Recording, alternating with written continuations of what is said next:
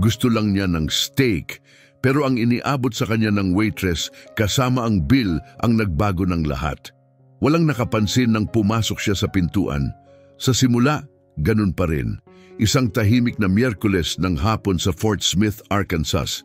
Ang init ay kumikislap sa kalsada sa labas at ang katahimikan sa hangin ay nagpapabigat, nagpapabagal sa lahat, halos parang natigil sa panahon. Hindi espesyal ang steakhouse. Isa lang ito sa mga unti-unting nawawalang negosyo sa strip mall na nakapasok sa pagitan ng liquor store at check cashing place. Ganitong klaseng lugar na dadaan ka lang, kakain ng tanghalian tapos hindi mo na iniisip pa. Pero si Carlos Morales ay hindi lang dumaraan. Pumasok siya na nakasuot ng lumang jeans, alikabok na boots, isang luma at gusot na cap na bahagyang nakatabon sa mga mata at isang kayumangging leather jacket na marami na ang napuntahan. Ang lakad niya ay kalmado, matatag, parang isang tao na marunong mag-ingat sa mga lugar na hindi pamilyar. Tahimik, maingat, hindi kinakabahan, sanay na. Nanatiling tuwid ang mga mata niya, mahinahon ang boses, relaxed pero may pag-iingat ang kilos. Hindi ito takot, instinct ito.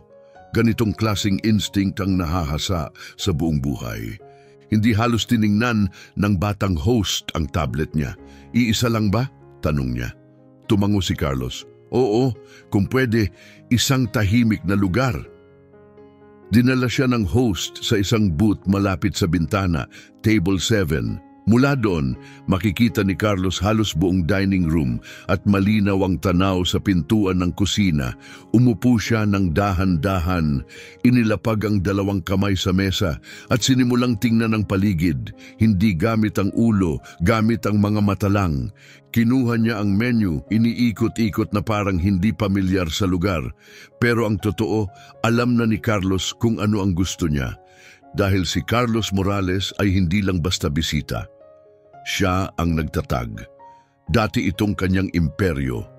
Itinayo niya ang Morales' Chop House mula sa simula. Nagsimula sa isang restaurant sa Tulsa noong 1996 at lumawak sa 17 lokasyon sa 5 estado. Lumayo siya mula sa araw-araw na operasyon, ilang taon na ang nakalipas, nakatuon sa partnership, operasyon at pagpapanatili ng brand. Pero ang branch na ito sa Fort Smith, palala na ang kalagayan. Mga bad review, mahabang hintay, mga empleyadong umaalis ng sunod-sunod, palala ang mga numero, may kanya-kanyang dahilan ang kanyang team, mga kwento, mga palusot. Ayaw ni Carlos ng ganoon. Gusto niya ang katotohanan, ang tunay na kwento. Kaya siya mismo ang pumunta rito, walang anunsyo, walang kasama, siya lang.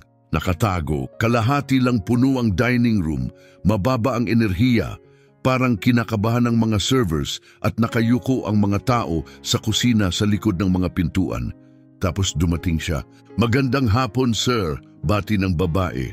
Ako si Jennifer, ako ang maglilingkod sa inyo ngayon. Tumingin si Carlos, bata pa siya, puti, siguro late 20s. Nakapusod ang buhok sa messy bun at nakaroll up ang mga manggas ng kanyang blouse. Mukhang pagod, parang dumaan sa matinding pagsubok kamakailan. Hapon, sagot ni Carlos. Ano ang karaniwang order dito? Mukhang naiinis si Jennifer sa menu. Rib eye pa rin ang okay, kasama ang mashed potatoes at collard greens. Sige, sabi niya habang ibinabalik ang menu, medium rare. Tumango siya ng bahagya at umalis ng walang ngiti, walang ibang sinabi. Umupo si Carlos nang bahagya ang paglingon sa paligid. Dahan-dahan. May isang lalaki malapit sa bar, mataba, maiksi ang gupit, nakasuot ng masikip na polo shirt. Nakatawid ang mga kamay, nakatingin sa mga staff na parang problema sila, hindi tao. Siguradong manager yon. Mas mabilis dumating ang steak kaysa inaasahan.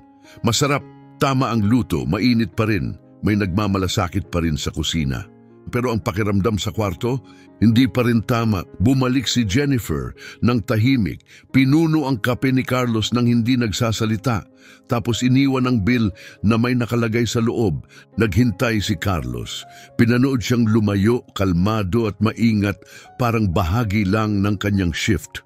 Buksan niya ang liham, hindi ito resibo. Nakakalikha ito ng sulat, asulang tinta, 6 na salita.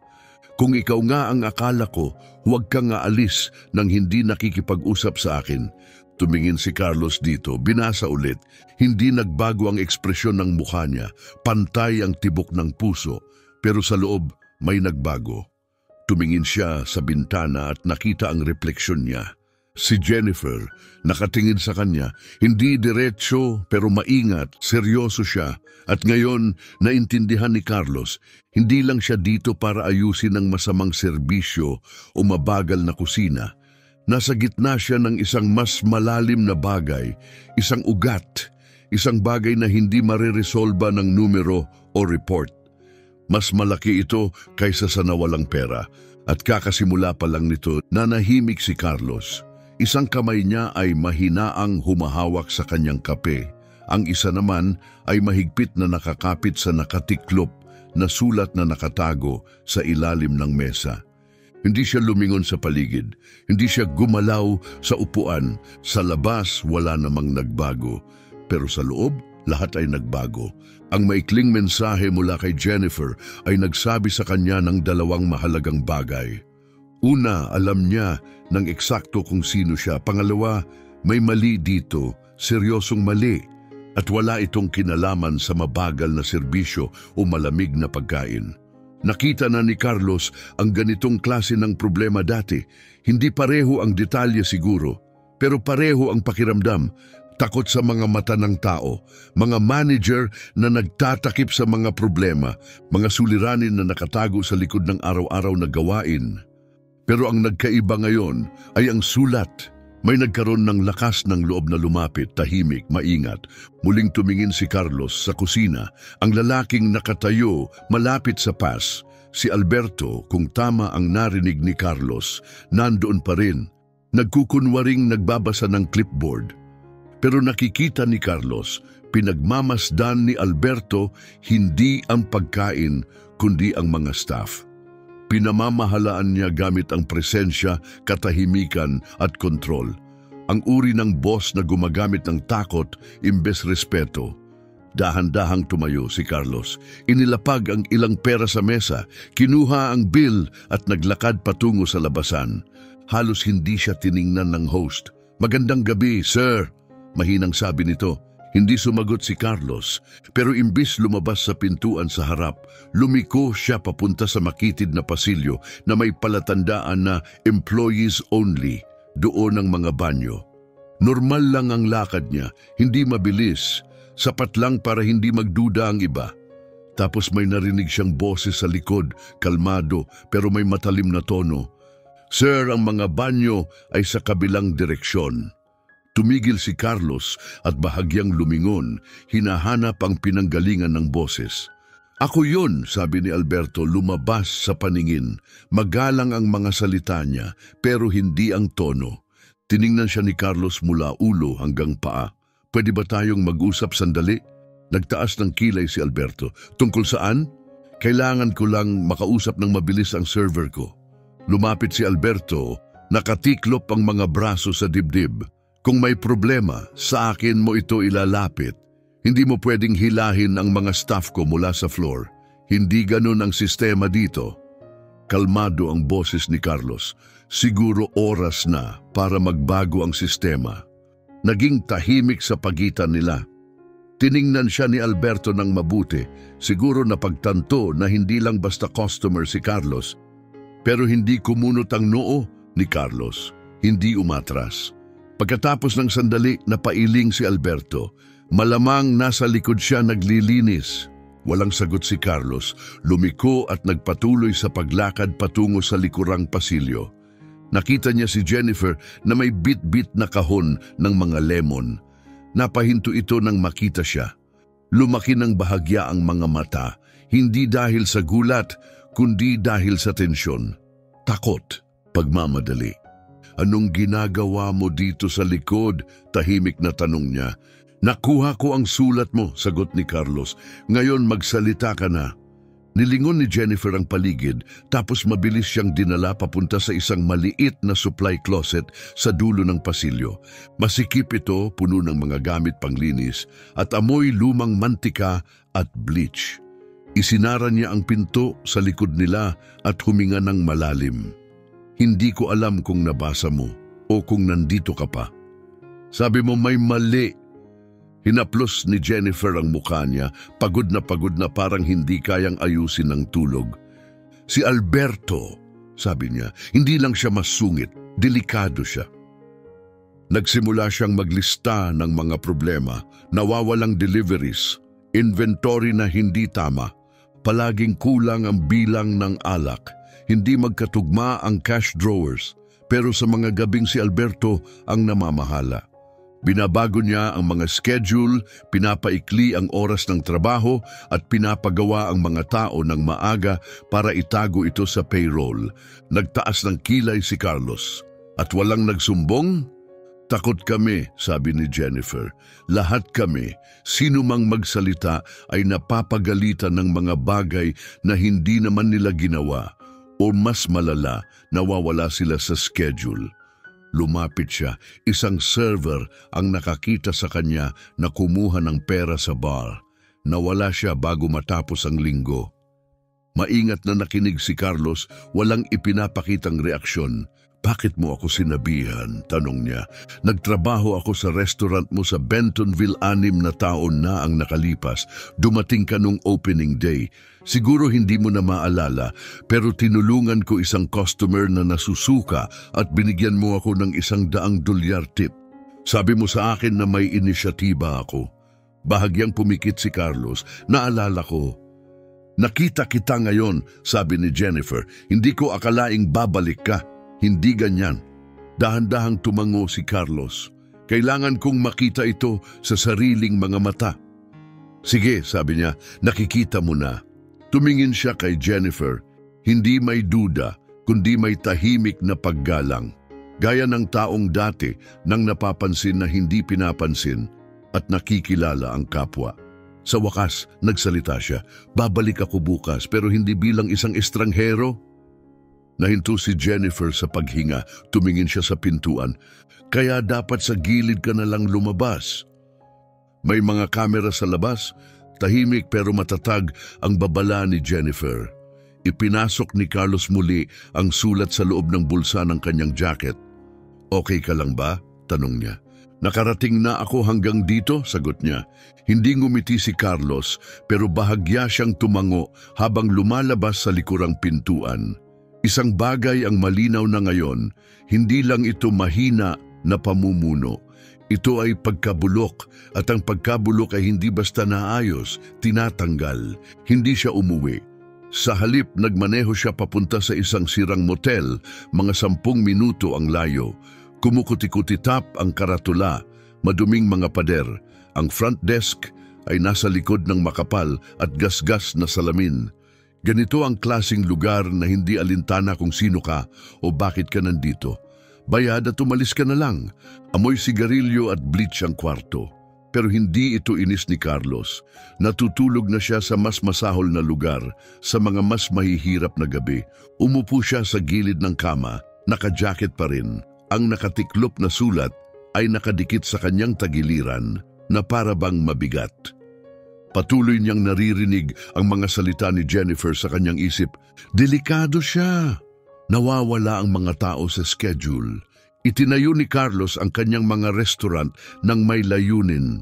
Bigyan ng trabaho ang mga taong madalas hindi napapansin. Mga line cook, mga single parent, mga teenager na nagtatrabaho pagkatapos ng klase at mga veterano na nagsisimulang muli. Hindi siya nangako ng karangyaan pero laging ipinangako niya ang pagiging patas. At ito, hindi ito patas. Eksaktong 10:17 ng gabi, tumunog ang kanyang telepono. Hindi kilalang numero. Isang text lang. Side lot, sa tabi ng dumpster, 11:00 ng gabi, mag-isa kang pumunta. Walang pangalan, Walang paliwanag, instructions lang. Hindi siya nag-atubili. Pagsapit ng 10:58, nakasandal si Carlos sa likod na pader ng restaurant. Kumukuti-kutitap ang sirang ilaw ng seguridad sa itaas niya, nagpapahaba ng mga anino. Nasa loob ng bulsa ng jacket ang mga kamay niya, tahimik at maingat. 11:33, dahan-dahang bumukas ang likurang pintuan. Lumabas si Jennifer, nakapaloob ang hood, mabilis ngunit maingat ang kilos. Tiningnan niya ang magkabilang balikat na para bang inaasahan niyang may sumusunod. "Salamat sa pagpunta," bulong niya. "Sabi ko nga," sagot ni Carlos, "may nakakita ba sa pag-alis mo?" "Wala," sabi niya, itinuturo ang eskinita. "Tara, lakad tayo." Tahimik silang naglakad, may tunog ng freezer fan sa malapit. Pagdating sa dulo ng lote, hinarap niya siya. "Kailangan kong malaman na seryoso ka," sabi niya. "Karamihan, itinapon lang nila ang sulat sa basurahan." "Hindi ako karamihan," sagot niya. "Nagsisimula na akong maniwala," sabi niya. Pagkatapos ay inilabas ang isang maliit na silver key mula sa bulsa, nakabalot sa isang napkin. Iniabot niya iyon kay Carlos. "Ito ang susi sa locker ni Alberto sa likod. May itim na duffel bag doon. Nandoon ang pangalawang telepono, isa sa mga burner phone. Nakita ko siyang gumagamit nito kapag akala niya walang nakatingin." Bahagyang nagbago ang ekspresyon ni Carlos. "Binabantayan mo siya." "Kailangan may magbantay. Alam mo ba na maaari kang mawalan ng trabaho dahil dito?" Natawa si Jennifer ng bahagya. "Nasa alanganin na ang trabaho ko simula nang magsimula akong magtanong. Pero hindi ako pwedeng manahimik habang pinaputol niya ang oras ng mga tao, nagnanakaw ng pera at pinapaalis ang mga hindi sumusunod sa kanya." Dahan-dahang tumango si Carlos. "Matapang ka." "Pagod na lang ako," sagot niya. Naiintindihan niya ang matinding pagod na hindi nawawala kahit matulog ka na. Ang pagod na alam ng mga black na kailangang patunayan ang sarili paulit-ulit para lang makapasok sa isang silid. Tapos inaasahan pang manahimik, hindi niya papayagang siya lang ang magdala nito. "Babalik ako bukas," sabi niya, "pero hindi naka-undercover. Kailangan kong makita lahat ng ito mismo." Nag-aatubili si Jennifer. Hindi lang si Alberto ang problema. Si Mario, ang regional, kasali siya. Kapag sumabog ito, hindi lang ako ang madadamay. Ngingiti si Carlos ng bahagya. "Si Mario?" Tumango siya. Siya ang kumuha kay Alberto. Dumadating minsan sa isang buwan. Nag-uusap sila ng pribado, parang may tinatago sila. Tinatanggap iyon ni Carlos. Matagal nang kasama si Mario. Tahimik, matatag, tapat. O kaya niya akala, mula nang huminto si Carlos sa araw-araw na operasyon, mas naging kontrolado ni Mario ang lahat. "Salamat sa pagsabi, gusto ko lang makita mo ang buong larawan," sagot ni Jennifer. Lumiko si Carlos para umalis tapos huminto. "Kung may magtanong sa iyo kung bakit nakipag-usap ka sa akin," sabi niya, "sabihin mo kung sino talaga ako." "Sino ba?" tanong niya. Tumingin siya diretso sa mga mata ni Jennifer. "Ang taong nagtayo nitong lugar."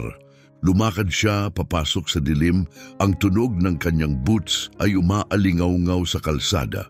Ang maliit na susi sa kanyang bulsa ay nakadikit sa kanyang hita na parang tahimik na pangako.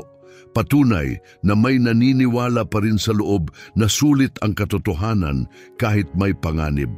Bukas-bukas, hindi na siya magiging isang mukha lang at ang mga kasinungalingang nakatago sa likod ng pintuan ng kusina, hindi na sila magtatagal na nakatago. Hindi siya umuwi, nakaayos siya ng parehong damit, parehong lumang jacket, jeans at gas-gas na boots.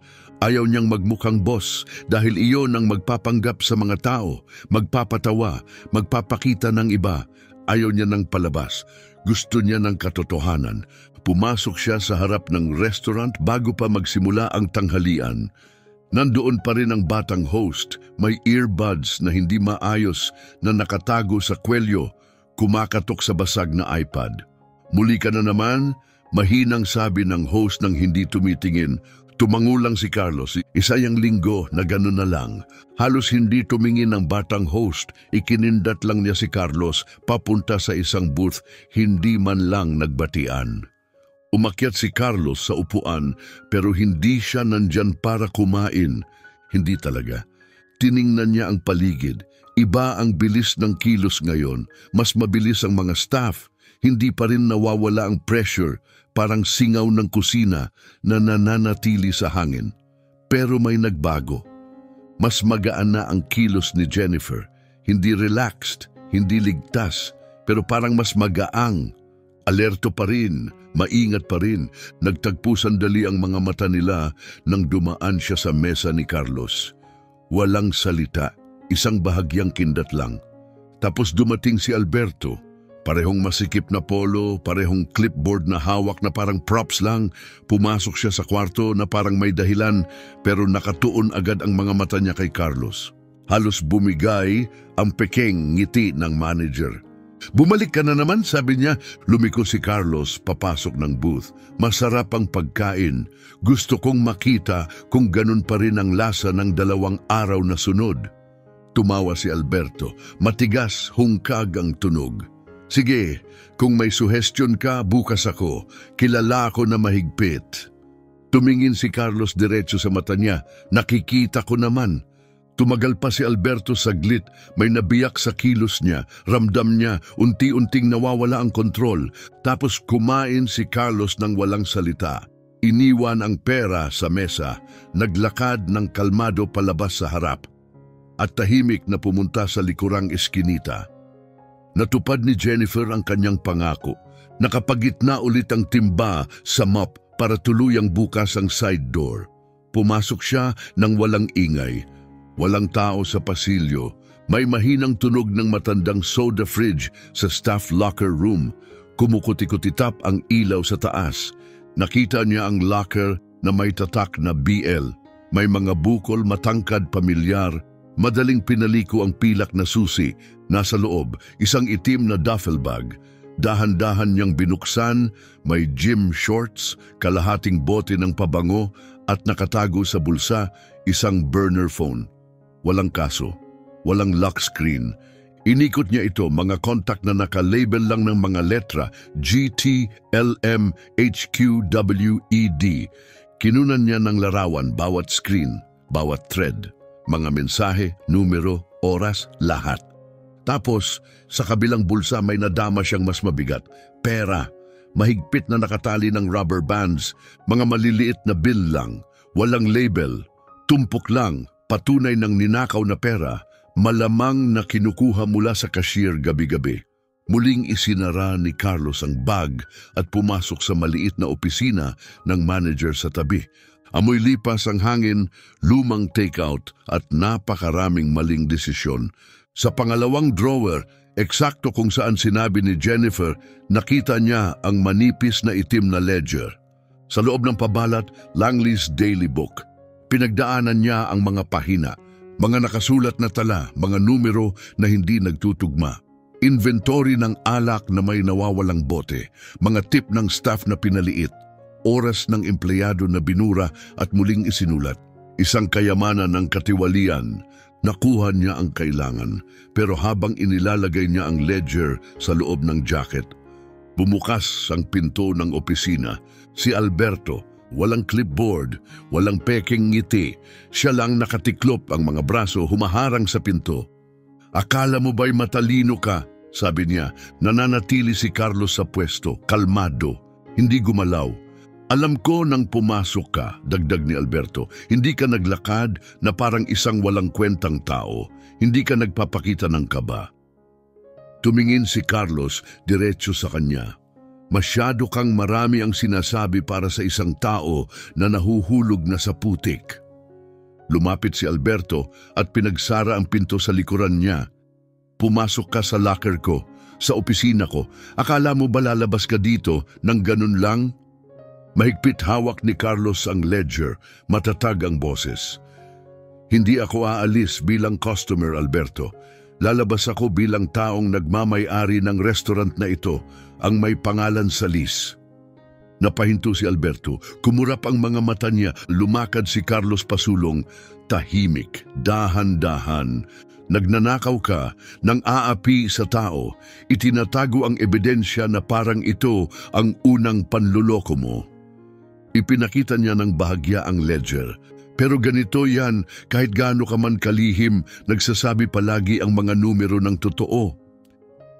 Nanginginig ang panga ni Alberto, nagkumpas ang mga kamao, pero hindi siya kumilos.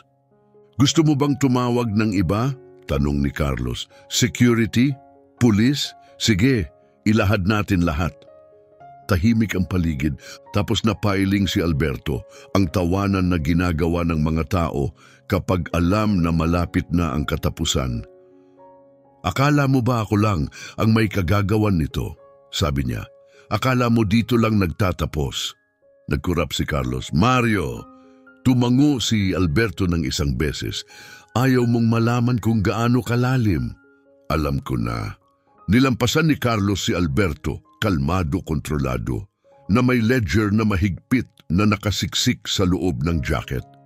Hindi niya kailangang magmadali. Hindi siya kailangan ng tulong. Dahil ngayon, hindi na hinala. Ebidensya na ito, totoo, di matitinag. At kapag may hawak kang katibayan, hindi magtatagal ang pagtatakip. Tumunog ang telepono kinabukasan ng umaga, mga 9:00. Naupo si Carlos sa maliit at kupas na mesa sa motel, napapaligiran ng mga litrato, mga screenshot mula sa burner phone ni Alberto at mga scanned na pahina mula sa itim na ledger. Hindi siya pagod, nakatuon siya ng todo, yung uri ng malinaw na pag-iisip na dumadating kapag na-realize mong ang mga taong dati mong pinagkatiwalaan ay tahimik na sinisira ang mga taon mong pinaghirapan. Ipinakita ng caller ID ang lokal na numero mula sa Arkansas. Walang pangalan. Sumagot siya ng walang salita. Carl, si Mario Diaz ito. Nananahimik si Carlos, pinapayagan ng hangin na maging mabigat. Narinig ko na iniimbestigahan mo ang tindahan sa Fort Smith, dagdag ni Mario. Mahinahon, pero may tensyon ng boses. Hindi ko inasahan na makikipag-usap tayo ng ganito, pero eto tayo ngayon. Nilingon ni Carlos ang mga ebidensya sa harap niya habang umuupo ng nakasandal. Dapat tumawag ka na agad, sabi niya. Hindi mo ba alam na ganito nakalala ang sitwasyon? Isang tuyong tawa ang lumabas sa kanyang labi. Hindi, ayaw mo lang talagang malaman. Tahimik ang linya sandali. Tapos nagbago ang tono ni Mario. Hindi na formal, mas direkta. Tingnan mo, hindi perpekto si Alberto, pero kailangan namin ng katatagan. Nagbibigay siya ng resulta. Ibig mong sabihin, nagnanakaw siya, sagot ni Carlos. Hindi ko alam ang parte na iyon. Huwag mo akong lokohin, Mario. Hindi ngayon. Kalmado pero matatag ang boses ni Carlos. Hindi ka kukuha ng tulad ni Alberto, maliban kung alam mo ng eksakto kung gaano kalaki ang pinsalang kaya niyang gawin. Dinala mo siya para gawin ang maruming trabaho mo habang malinis ang kamay mo. Sinubukang lumihis si Mario. Carlos, matagal na tayong magkakilala. Alam mo naman ang kalagayan ng merkado, mga tindahan na nagsasara. Sobrang taas ng gastos sa paggawa, tuloy-tuloy ang turnover. Lumayo ka at lahat ng pasanin ay napunta sa akin. Kailangan kong gumawa ng mga desisyon. Mga desisyong kinukuha ang oras ng mga tao, kinukuha ang kanilang tips, kinukuha ang kanilang dangal. Pinapersonal mo ito, matalim na sabi ni Mario. Tumayo si Carlos. Personal ito. Itinayo ko ang kumpanyang ito para bigyan ng pagkakataon ng mga tao, mga tulad ko, mga taong hindi kailanman nabigyan. At ngayon, takot na ang mga staff na humingi ng pahinga dahil hindi nila alam kung sino ang nakamasid. Naging matigas ang boses ni Mario. Sinusubukan kong pigilan na hindi maging magulo dito. Halos tumawa si Carlos. Magulo, may nagnanakaw na pera, mga lihim na transaksyon sa mga liquor vendor, mga peke na log at burner phone na puno ng ebidensya. Hindi ka malinis, Mario. Tahimik ka lang. Sandaling katahimikan. Tapos tinanong ni Mario, ano ang gusto mo? Hindi kumurap si Carlos. Gusto kitang mapaalis. Napailing si Mario. Wala ka ng ganong kapangyarihan. Semi-retired ka na. Pero ako pa rin ang nagtatag at nakalagay pa rin ang pangalan ko sa bawat dokumento ng kumpanya. Akala mo hindi makikinig ang board kapag pinakita ko kung gaano kalalim ang problema?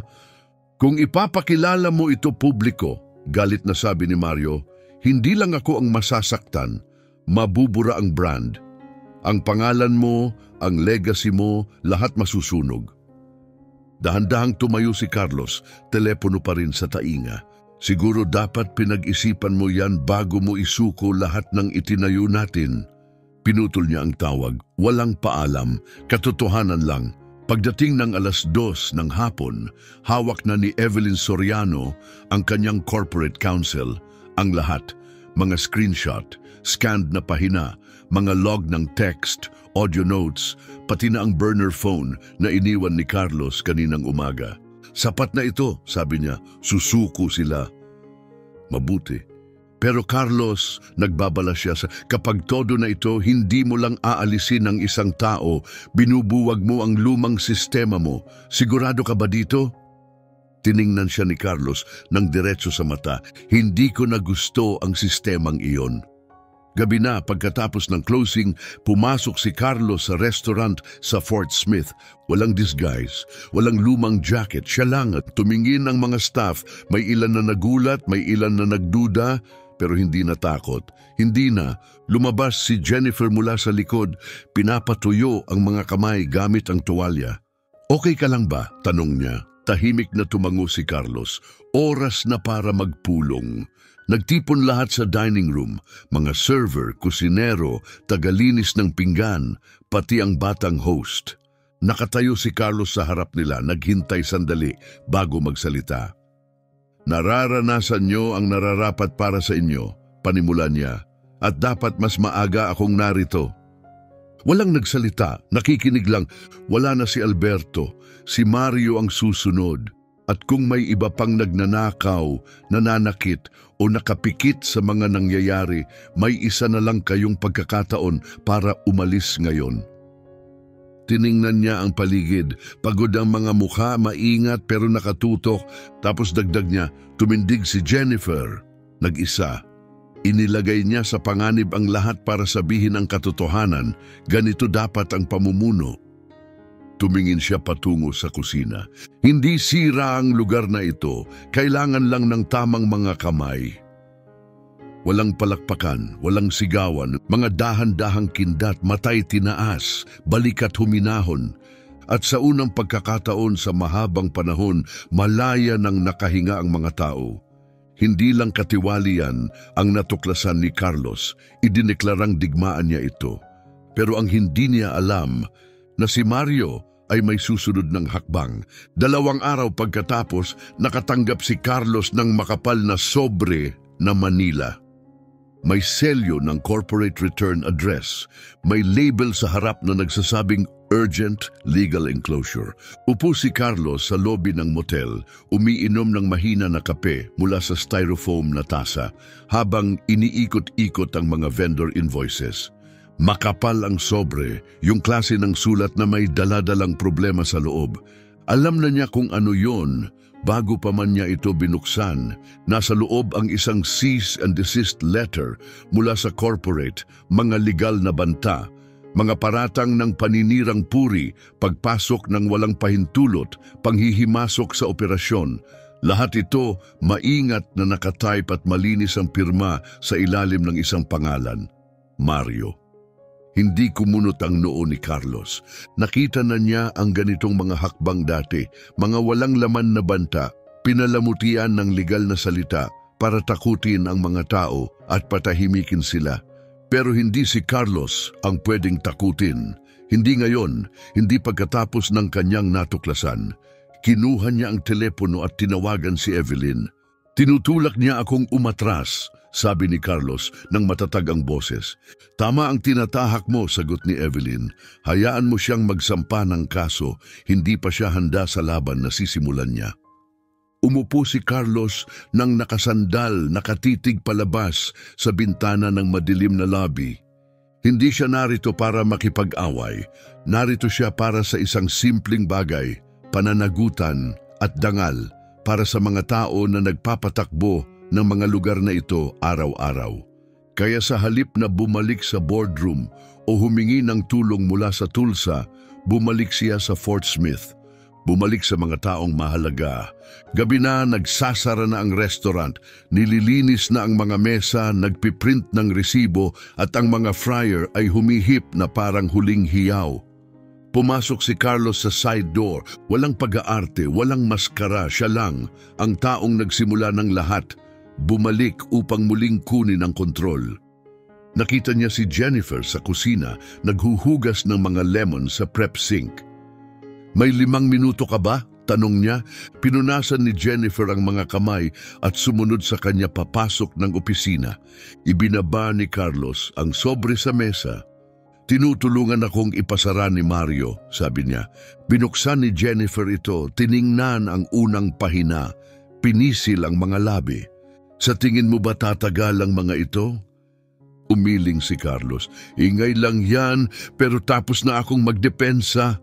Tinupi ni Jennifer ang sulat at inilagay sa tabi. "Ano ang susunod?" Tumingin si Carlos sa kanya. "Sasabihin natin ang katotohanan." Nakangisi si Jennifer. "Kanino?" "Sa lahat." Kinabukasan, naupo si Carlos at Jennifer sa harap ng lokal na reporter na si Alfredo Aquino. Traditional siya. May dog-eared na notebook, gasgas ang laptop, at sanay mag-ulat ng mga kwentong takot ikwento ng iba. Nagkita sila sa isang tahimik na dinner sa kabilang bayan. Uminom ng sweet tea si Alfredo at agad nagsimulang magsulat bago pa man magsalita ang kahit sino. Nagsalita si Jennifer. Sinabi niya ang lahat, mga ninakaw na oras, mga kahina-hinalang schedule, mga banta, nawawalang stock. Pero nagsalita rin siya tungkol sa mas malalim na bagay, ang katahimikan. Paano tumitingin palayo ang buong staff kapag pumapasok si Alberto? Paano tumigil ang mga tao sa paniniwala na may pagbabago? "At ano ang nangyari pagkatapos?" tanong ni Alfredo. Itinuro ni Jennifer si Carlos. Pumasok siya. Tiningnan ni Alfredo sa gilid ng kanyang salamin. "Naka-undercover ka?" "Hindi ako nagtatago," sagot ni Carlos. "Pinagmamasdan ko lang." Ngumiti si Alfredo. Hindi mapapansin ng corporate ang pagkakaiba. Lumapit si Carlos. "Ang mahalaga, ang pamumuno ay hindi tungkol sa titulo. Tungkol ito sa pagharap, lalo na kapag nagkakagulo."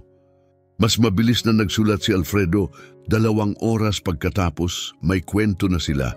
Pagdating ng weekend, kumalat na ito sa lahat ng dako.